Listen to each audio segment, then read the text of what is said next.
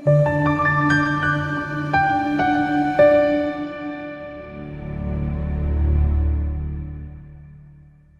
akwazi ukukhuluma nawe kwi-channel kama kupasa i-channel yofike udaba olamaphupho secela ukuthi ke wenze ukubalini kufanele ngabe ukulike ukusubscribe kakhulu ukuthi ube member le-channel kakhulu futhi ukuthi ukwazi ukuthi contribute kwi-channel unikele kwi-channel ungasebenzisa account number unganikela ngendlela ongakwazi unikela ngayo inamba yami isenze kuphela ngomlandelo le channel sizokwenza ukuthi going forward the number will be available only for people who are members of the channel for many reasons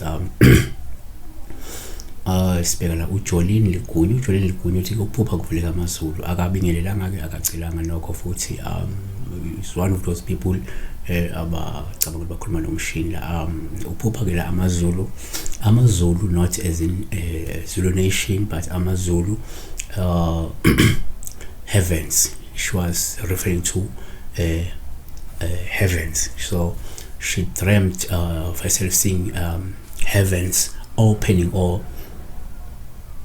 heavens that were open.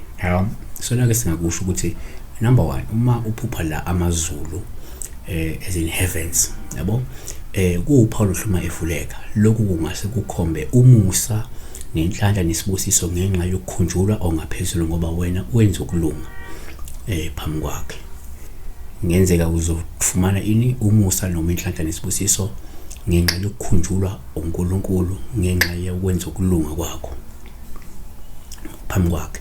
Uma la ke 3 verse 10 ngelisani konke okweshumi endlini yencebo ukuze kube ngokudla endlini yami ningivivinye ngalokho usho uJehova Sebawoti uma ngingayi kunivulela amafastela sezulwini ngithululele isibusiso kunokwaneleyo. 2 uma uphupha futhi amazulu kuPaul uhluma evuleka lokho komunye umuntu kungakhomba inguquko ezinhle nenjabulo ukuthula noma impumelelo ezayo ezofika.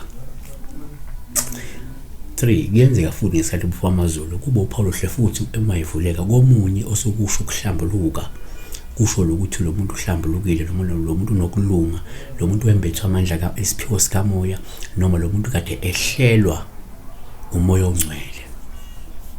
NgokaLuka 3 verse 21 kwathi ebhaphathisiwe abantu bonke naye uJesu sebhaphathisiwe ekhuleka izulu lavuleka. NgokaMakho 1 verse 10 wanele wakukhuphuka emanzini wabona izulu livuleka nomoya ehla phezu kwakhe njengejuba. 4 kuyenzeka futhi ngesikhathi uphupha amazulu uPaul uhlume evuleka olungakhomba isiqalo esisha ngenxa yokuthi uNkulunkulu usezongenelela aphinde aphendule imikhuleko yakho kusho kungenzeka kakade ukhuleka kakade unxusa kuNkulunkulu njengamanje uNkulunkulu siyaletha ke lesi siqalo esisha uNkulunkulu siyangenelela uNkulunkulu sephendula imikhuleko kuwe.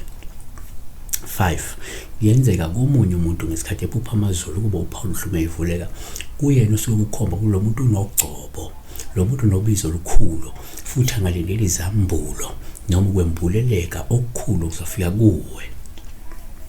Yabona Isambulo 19 verse 11 ngase ngibona izulu livuleka bheka nanti yashe limhlophe nohlezi phezu kwalo obizwa ngokuthi othembekileyo noqiniseleyo uyahlulela alwe ngokulunga. 5 empeleni 6 kuyenzeka ngesikhathi futhi uphupha amazulu kuba uPaul ubike kwesinye isikhathi umevuleka usuke ukukhomba ukuthi kunokuphela kwensuku zokuphila komuntu osekufikile noma ke kukhona umuntu omnene noma olungile osondlula emhlabeni kungekudala. Lepha futhi leli lokubona izulu livula kuyenzeka livele futhi ngemva kokukade kunomuntu osanda kushona livela lokuvuleka izulu kukhomba lo muntu sewamukelekile usengale yana. Yabona noma lo muntu ondlule emhlabeni kade umuntu ophendukile kumuntu omnene.